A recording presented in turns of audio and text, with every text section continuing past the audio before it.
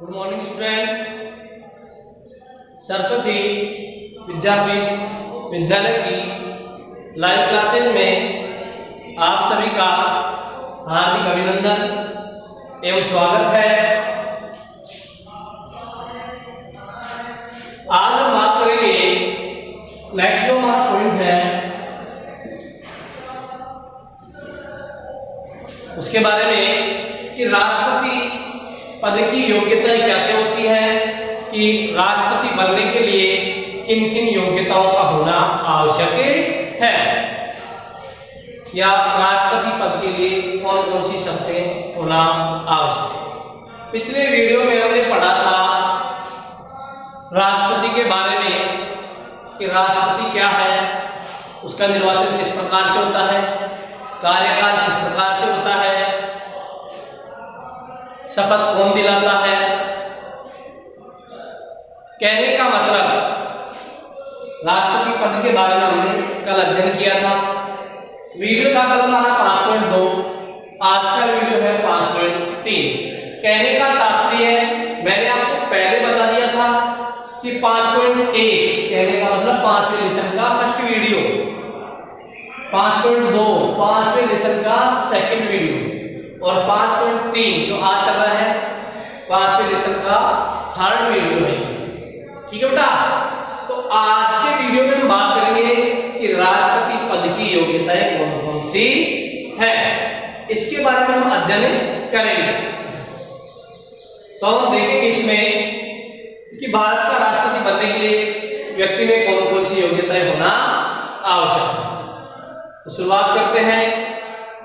अनुच्छेद 58 के अनुसार, अनुच्छेद 58 के अनुसार राष्ट्रपति निर्वाचित होने के लिए निम्न योग्यताएं होना आवश्यक है। कहने का मतलब राष्ट्रपति पद का वर्णन तो अनुच्छेद 52 में, राष्ट्रपति पद का वर्णन किसमें किया गया था, अनुच्छेद 52 में। बता दिया था कल मैंने आपको कि अनुच्छेद 52 का संबंध किससे है, कि भारतीय संविधान के अनुसार भारत का एक राष्ट्रपति होगा। यह अनुच्छेद 52 इस बात की पुष्टि करता है। उसके बाद में हमने देखा आज की वीडियो में कि अनुच्छेद 58 जो कि राष्ट्रपति निर्वाचित होने के लिए योग्यताओं का जो वर्णन है उसके बारे में बताता है कि अनुच्छेद 58 के अनुसार राष्ट्रपति निर्वाचित होने के लिए निम्न योग्यताएं होना आवश्यक है। अब वो कौन कौन सी योग्यताएं हैं उसमें हम देखेंगे। वह भारत का नागरिक होना चाहिए, पहली योग्यता। नंबर 1, वह भारत का नागरिक होना चाहिए। वह भारत का क्या होना चाहिए, नागरिक होना चाहिए। नंबर 2, दूसरी जिस योग्यता की हम बात कर रहे हैं उसकी न्यूनतम आयु 35 वर्ष होनी चाहिए। उसकी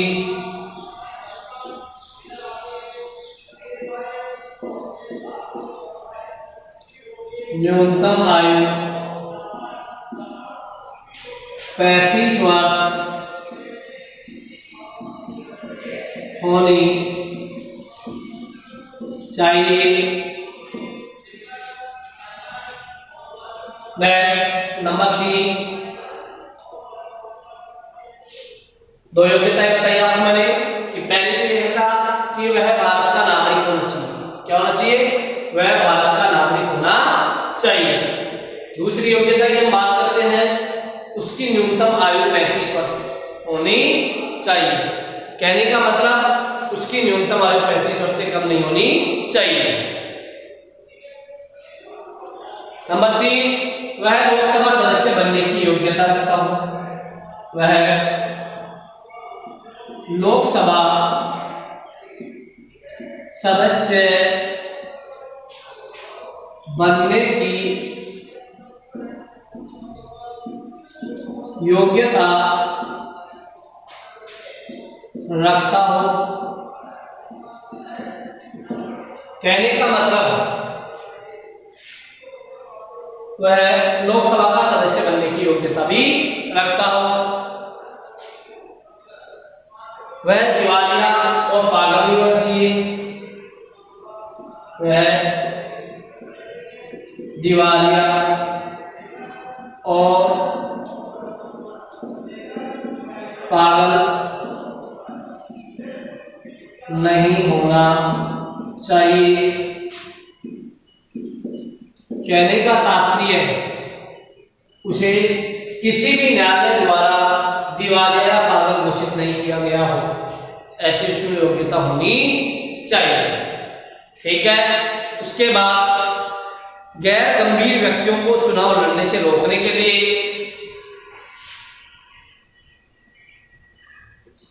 गैर गंभीर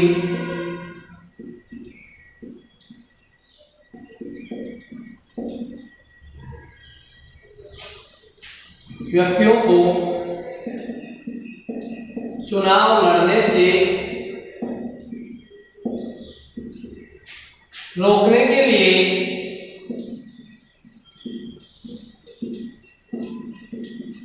के लिए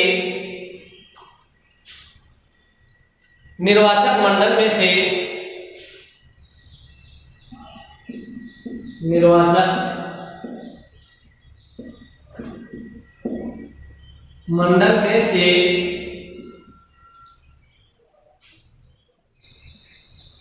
पचास प्रस्ताव और 50 अनुमोदकों की व्यवस्था की गई है। 50 प्रस्ताव और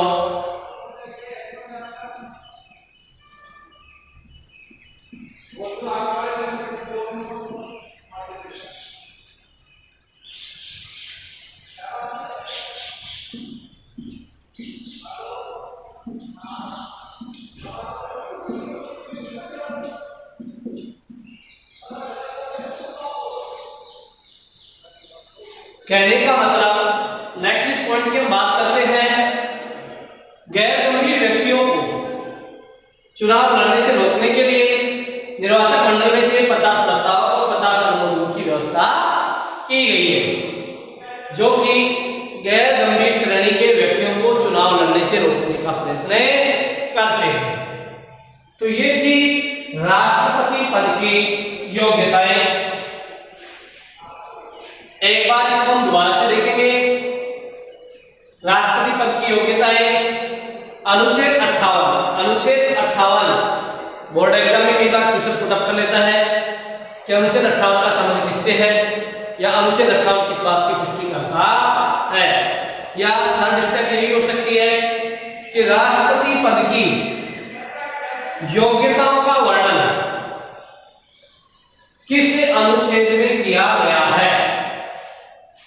राष्ट्रपति पद की योग्यताओं का वर्णन भारतीय संविधान के किस अनुच्छेद में किया गया है, तो आपको बताना है अनुच्छेद 58 में राष्ट्रपति निर्वाचित होने के लिए जो योग्यताएं बताई गई हैं उसका वर्णन किया गया है। अब देखेंगे कौन कौन सी योग्यताएं होनी चाहिए राष्ट्रपति बनने के लिए। उसमें है पहली जो योग्यता वह भारत का नागरिक होना चाहिए। पहली योग्यता कौन सी है, वह भारत का नागरिक होना चाहिए। दूसरी, उसकी न्यूनतम आयु 35 वर्ष होनी चाहिए। उसकी न्यूनतम आयु कितनी होनी चाहिए, 35 वर्ष। तीसरी योग्यता, वह लोकसभा सदस्य बनने की योग्यता रखता हो, वह लोकसभा का सदस्य बनने की योग्यता रखता हो। नंबर 4, वह दिवालिया और पागल नहीं होना चाहिए। वह दिवालिया और पागल नहीं होना चाहिए। नेक्स्ट नंबर 5, गैर गंभीर व्यक्तियों को चुनाव लड़ने से रोकने के लिए निर्वाचक मंडल में 50 प्रस्ताव और 50 अनुमोदकों की व्यवस्था की गई है। ठीक है, तो ये थी राष्ट्रपति पद की योग्यता। अब उसके बाद आगे हम बात करेंगे नेक्स्ट जो पॉइंट हमारे राष्ट्रपति की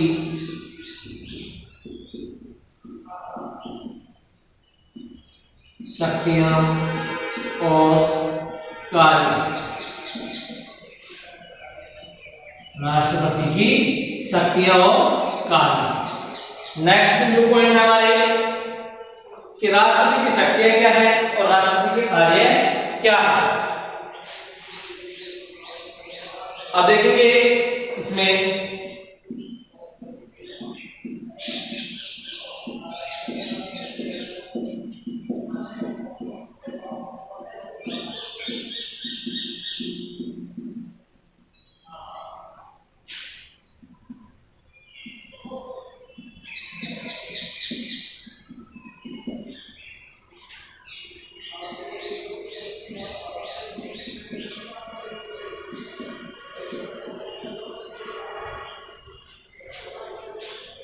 राष्ट्रपति की शक्तियों को मुख्य रूप से दो भागों में बांटा गया है।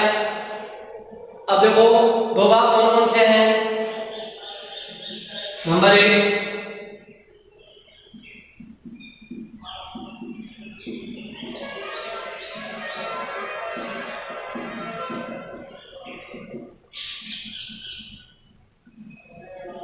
आपातकालीन शक्तियां,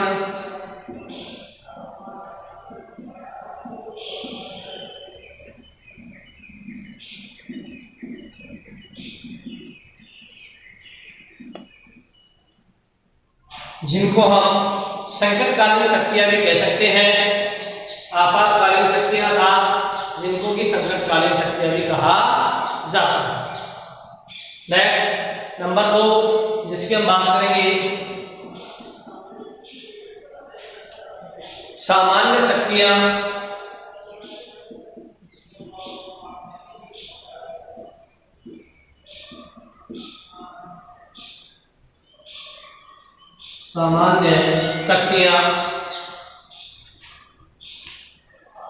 कहने का तात्पर्य है राष्ट्रपति की जो शक्तियां हैं उनको मुख्य रूप से कितने भागों में बांटा गया है, 2 भागों में बांटा गया है, जिनमें पहली शक्तियां हैं आपातकालीन शक्तियां जिनको कि संकटकालीन शक्तियां भी कहते हैं।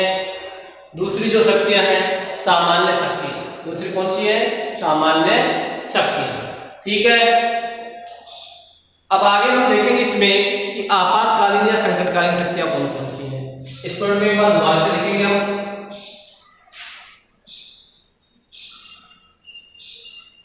कि राष्ट्रपति की शक्तियां और कार्य कौन कौन से हैं। तो इसमें आपको बताना है राष्ट्रपति की जो शक्तियां हैं उनको मुख्य रूप से 2 भागों में बांटा गया है, जिसमें पहली है आपातकालीन शक्तियां जिन्हें हम संकटकालीन शक्तियां भी कह सकते हैं, दूसरी है सामान्य शक्तियां। तो कहने का तात्पर्य यहाँ पर कि राष्ट्रपति की जो शक्तियां हैं उन्हें मुख्य रूप से 2 भागों में बांटा गया है। अब वो 2 भाग कौन कौन से हैं, एक आपातकालीन तथा संकटकालीन शक्तियां और दूसरा है सामान्य शक्तियां, दूसरा है सामान्य शक्तियां। तो अब हम बात करेंगे फर्स्ट पॉइंट की, आपातकालीन शक्ति।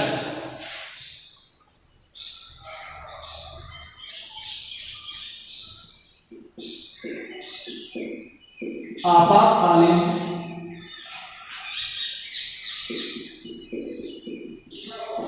शक्तियां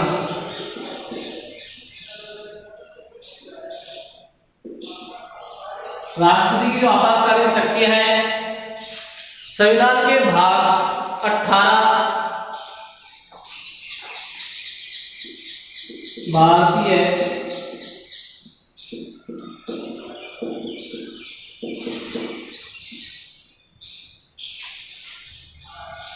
संविधान के भाग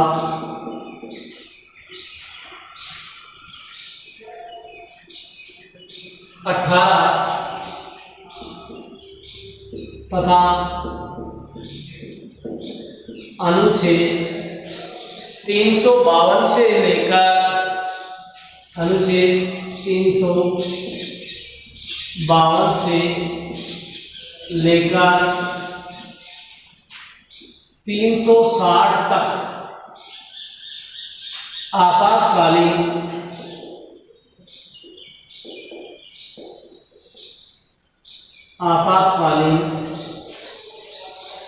शक्तियों का वर्णन किया गया है। शक्तियों का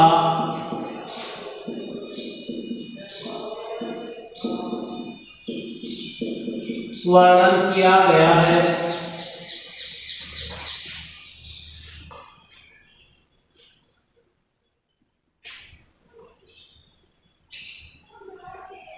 राष्ट्रपति की मुख्य रूप से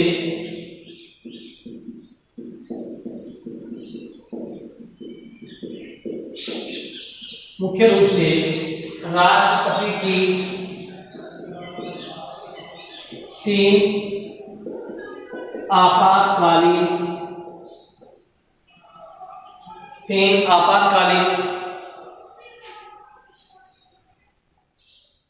मुख्य रूप से राष्ट्रपति को किनिएडा को मुख्य रूप से राष्ट्रपति को 3 आपातकालीन शक्तियां प्राप्त हैं।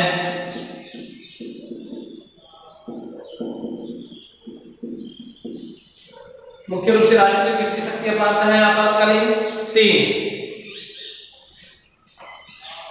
इसमें फर्स्ट होगी हमारी राष्ट्रीय आपातकाल।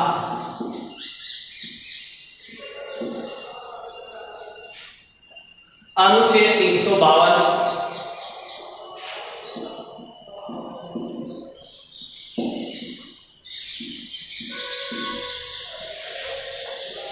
आप देखेंगे हम राष्ट्रपति की जो फर्स्ट पॉइंट है हमारी आपातकालीन शक्तियां हैं, संकटकालीन शक्तियां, तो उसमें हम बात करते हैं राष्ट्रपति की आपातकालीन या संकटकालीन शक्तियों की।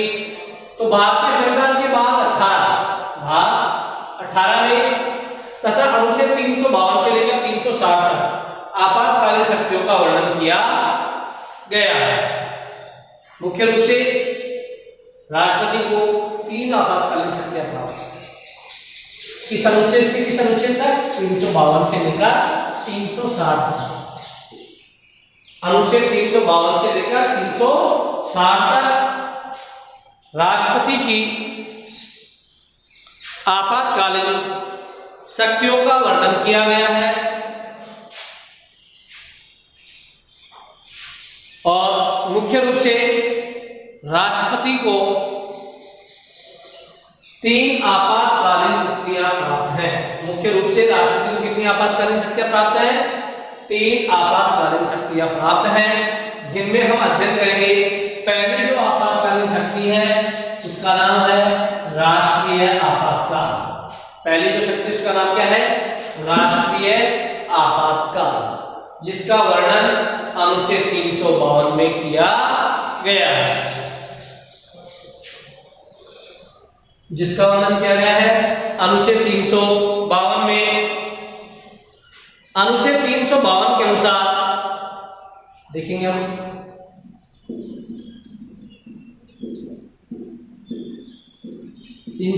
के अनुसार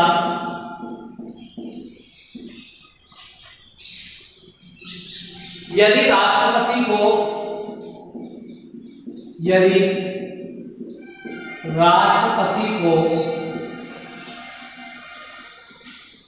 यह आभास हो जाए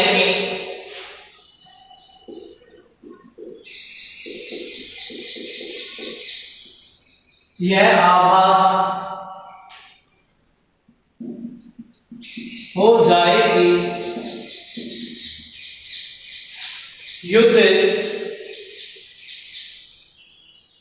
युद्ध बाह्य आक्रमण या आंतरिक अशांति के कारण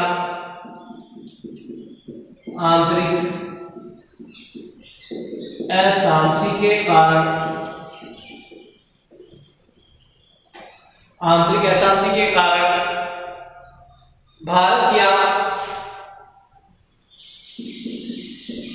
भारत या उसके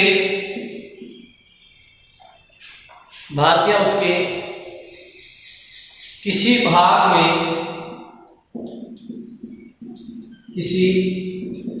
में संकट उत्पन्न हो गया है,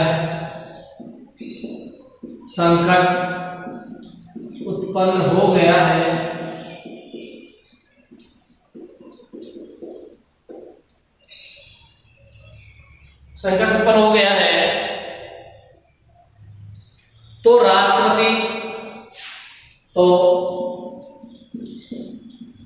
राष्ट्रपति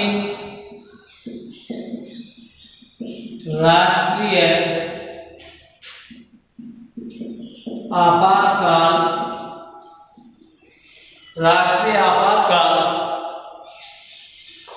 की घोषणा कर सकता है।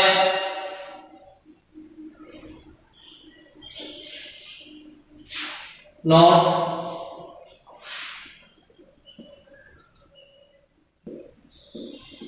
अब तक 3 बार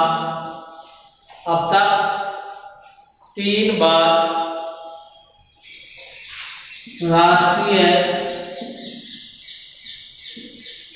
आपातकाल की घोषणा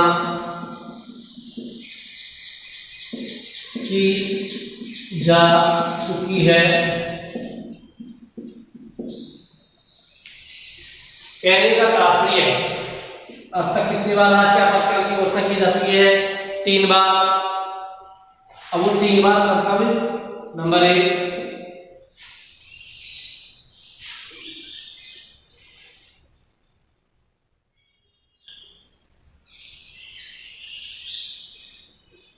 उन्नीस सौ 62 में भारत चीन युद्ध के समय।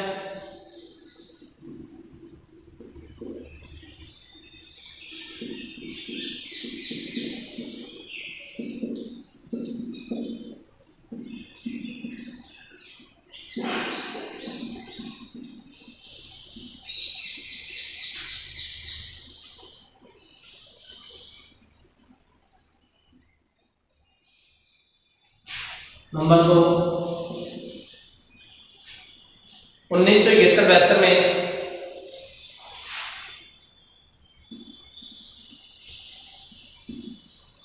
भारत पाकिस्तान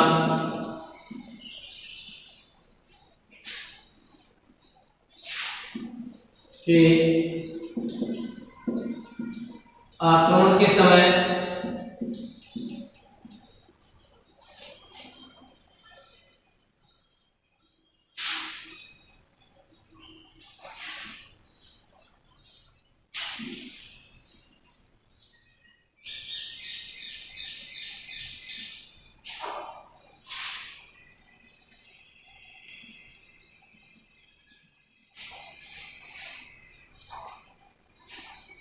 और नंबर 3 है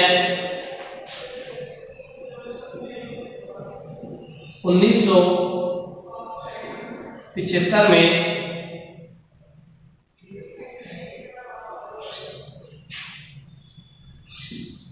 आंतरिक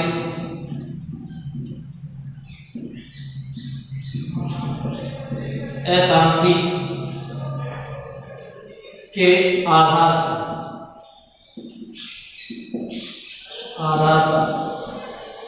डेट आपको बता देता हूँ 25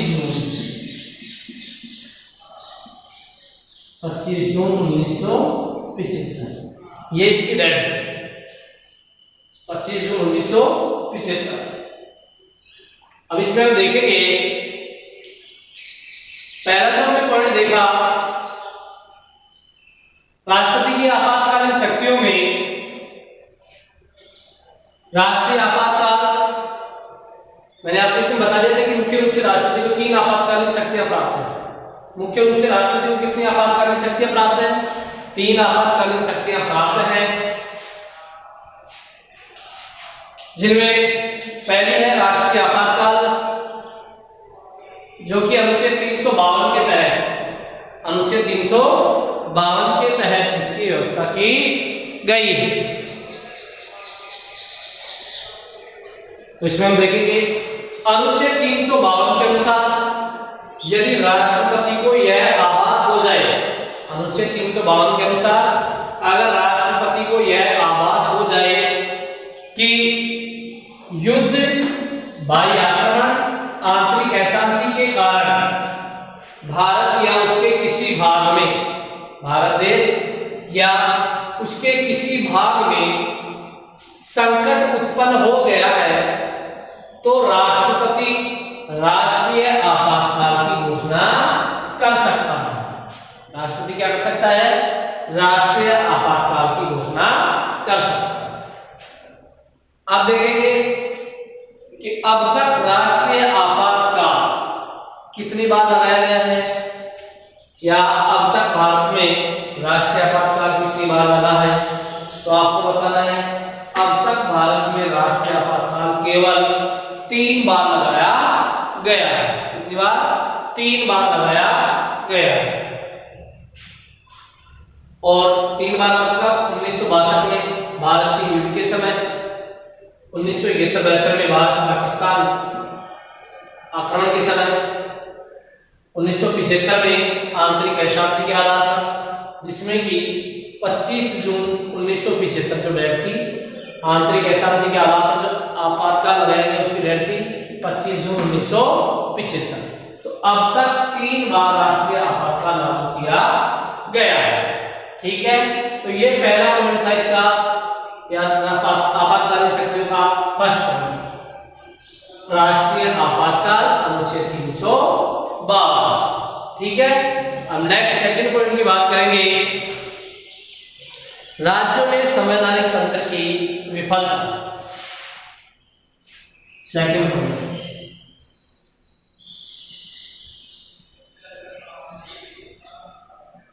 राज्यों में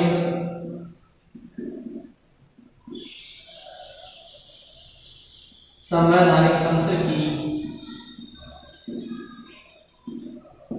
विफलता, या कोष्टक में आप कह सकते हैं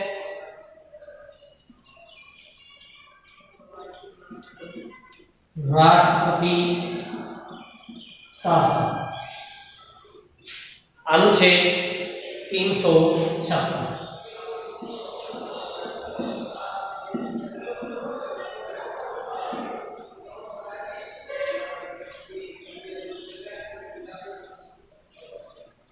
कहने का मतलब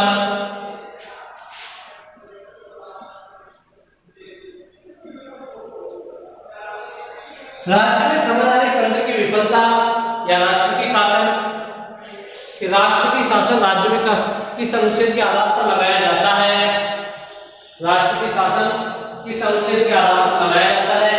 तो आपको इसमें बताना है अनुच्छेद 356, अनुच्छेद 356 के तहत राज्य में अगर संवैधानिक तंत्र विफल हो जाए तो ऐसी स्थिति में अनुच्छेद 356 के आधार पर राष्ट्रपति शासन लगाया जाता है। ठीक है, अब इसको हम देखेंगे,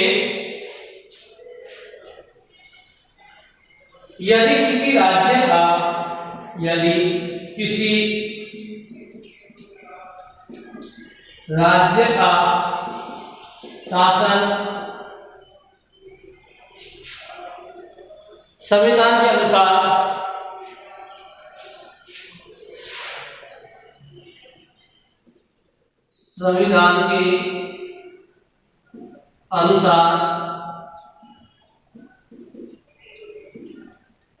नहीं चलाया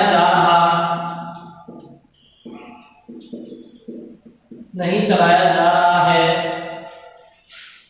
या वहां का संवैधानिक तंत्र असफल हो गया है, या वहां का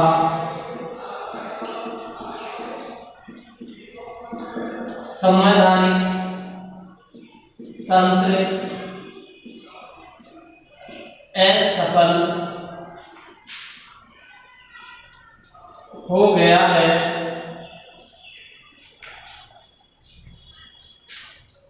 तो उस राज्य में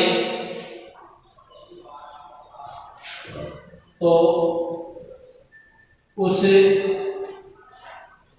राज्य के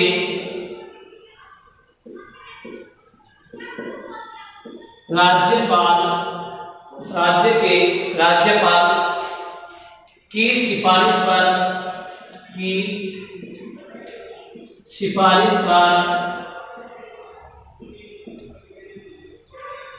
पर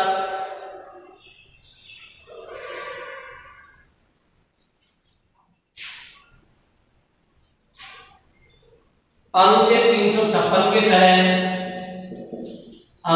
356 के तहत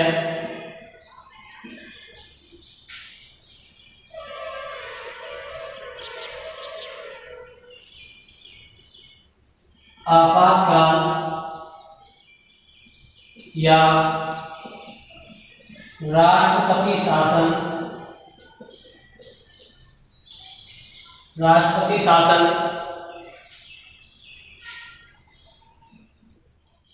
राष्ट्रपति के द्वारा लागू करके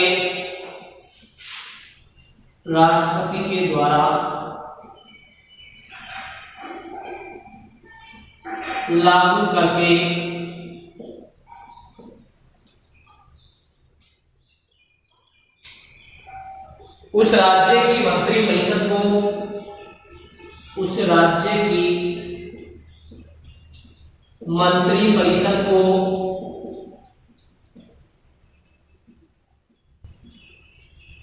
राज्य की मंत्रिपरिषद को बर्खास्त किया जा सकता है,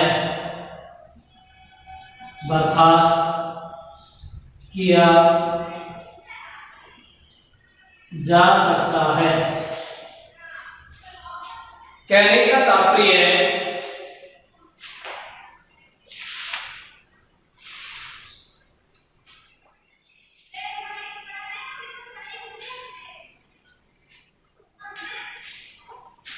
सेकंड जो पॉइंट है उसकी हम बात करेंगे। राज्यों में संवैधानिक तंत्र की विफलता या राष्ट्रपति शासन, राज्यों में संवैधानिक तंत्र की विफलता या राष्ट्रपति शासन, तो वो किसके तहत कराया जाता है? अनुच्छेद 356 के तहत। इस अनुच्छेद के तहत, अनुच्छेद 356 के तहत। तो इसमें हम देखेंगे यदि किसी राज्य का शासन संविधान के अनुसार नहीं चलाया जा रहा है, या वहां का संवैधानिक तंत्र क्या हो गया है? असफल हो गया है, तो उस राज्य के राज्यपाल की सिफारिश पर, तो उस राज्य का जो राज्यपाल होता है उसकी सिफारिश पर अनुच्छेद 356 के तहत, इस अनुच्छेद के तहत, अनुच्छेद 356 के तहत आपातकाल या राष्ट्रपति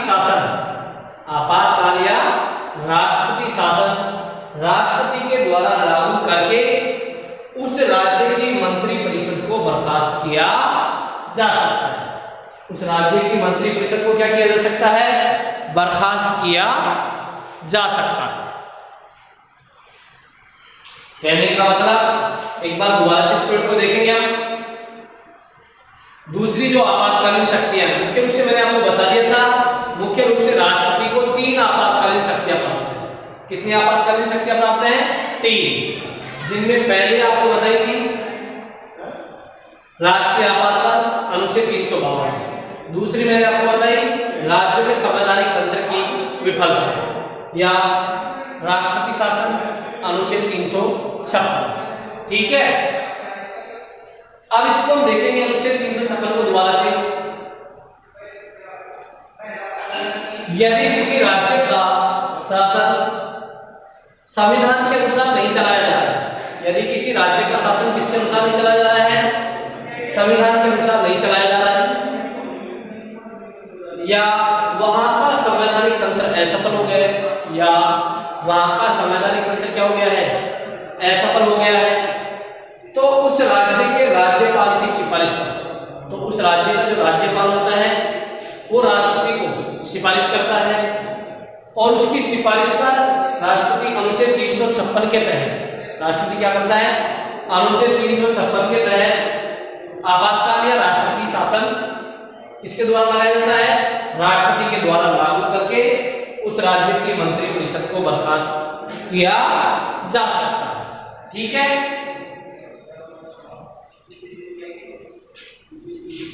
इसमें आगे हम देखेंगे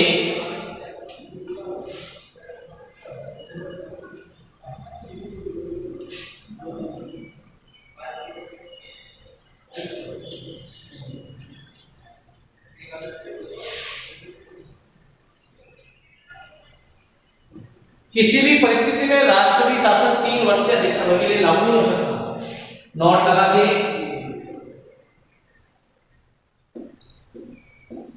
किसी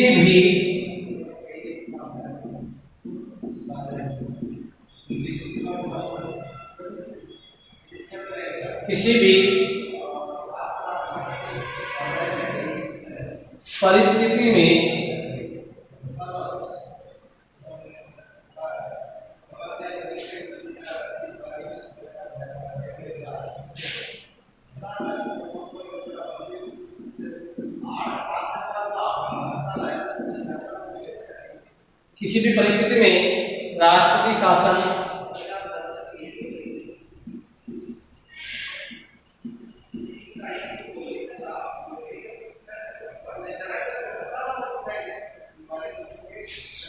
तीन वर्ष से अधिक समय के लिए 3 वर्ष से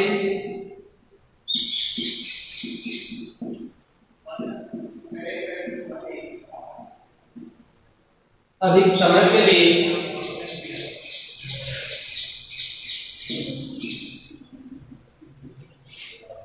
लागू नहीं हो सकता।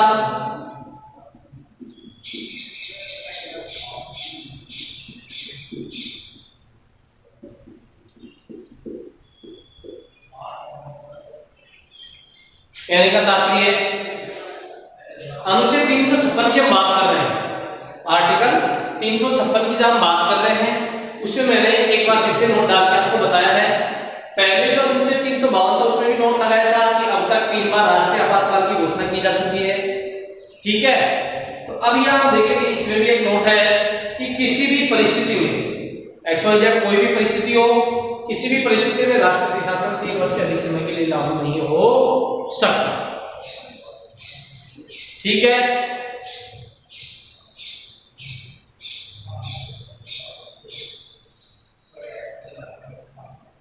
नेक्स्ट हमारे वित्तीय आपात थर्ड शक्ति है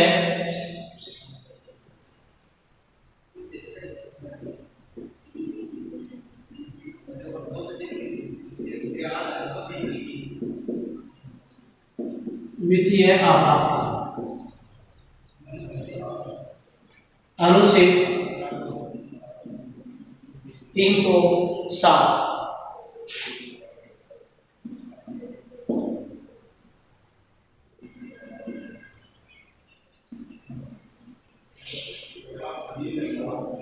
यदि राष्ट्रपति को यह विश्वास हो जाता है, यदि राष्ट्रपति को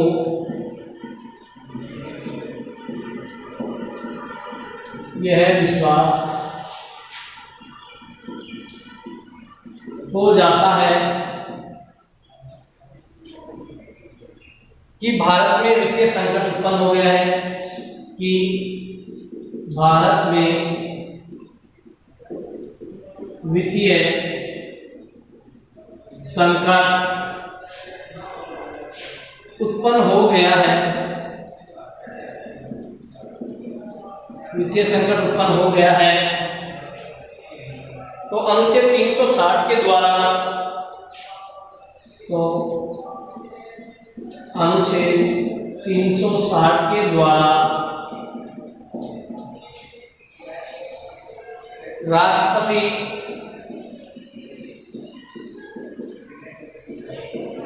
वित्तीय आपातकाल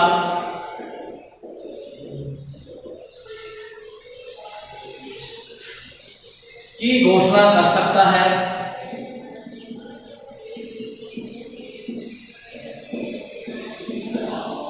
घोषणा कर सकता है। ऐसी घोषणा 2 माह के अंदर, ऐसी घोषणा 2 माह के अंदर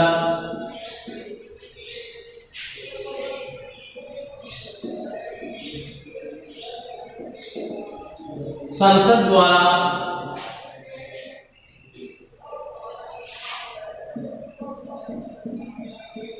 अनुमोदन होना आवश्यक है।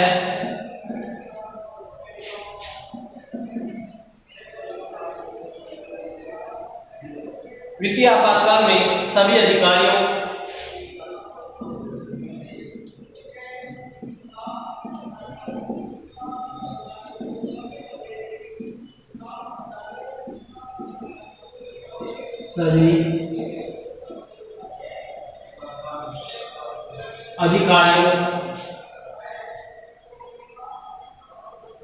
जिसमें कि न्यायाधीश भी शामिल है,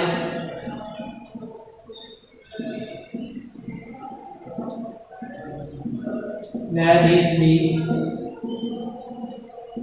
शामिल है, के वेतन में कटौती की जा सकती है,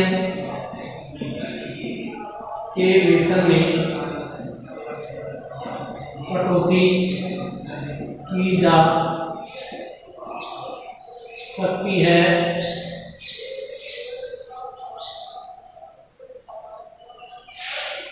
9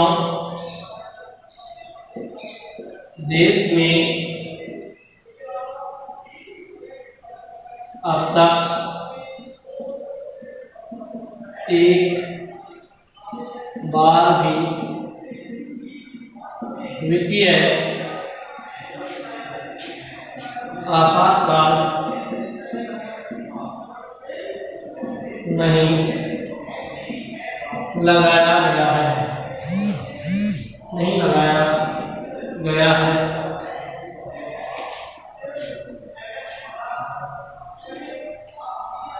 तो हम बात करेंगे थर्ड जो हमारे इसकी राष्ट्रपति की आपातकालीन शक्ति है, उसकी हम वित्तीय आपातकाल अर्थात वित्तीय नहीं धन संबंधी आपातकाल,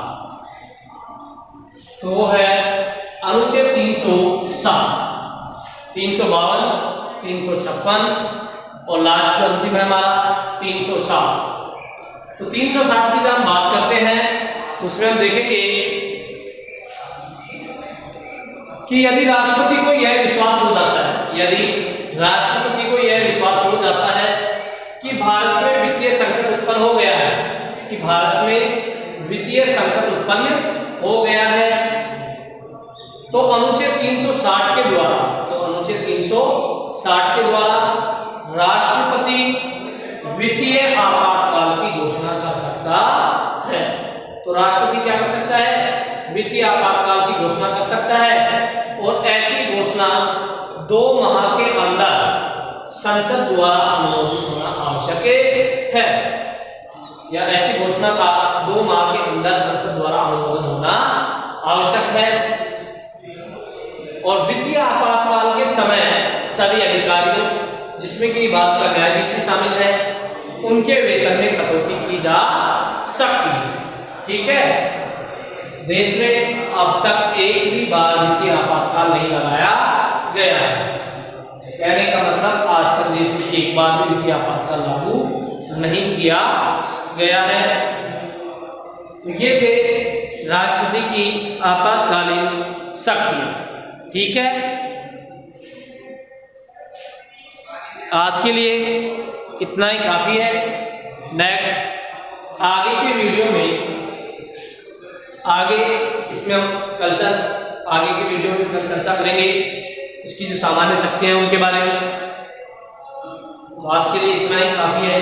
धन्यवाद।